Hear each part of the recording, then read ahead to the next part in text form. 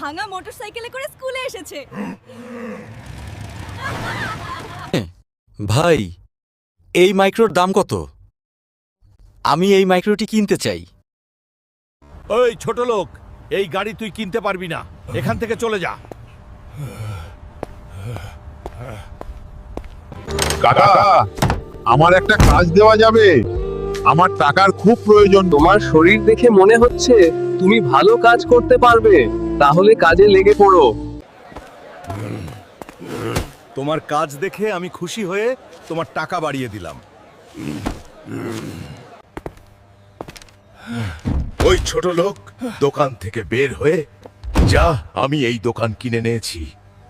Hulk ভাই, আমাকে বের করে দেন না, আমার যাওয়ার কোনো জায়গা নেই। তোরা আমাকে একসময় অপমান করছিল, এখন আমার গাড়ির পাশ থেকে সরে যা।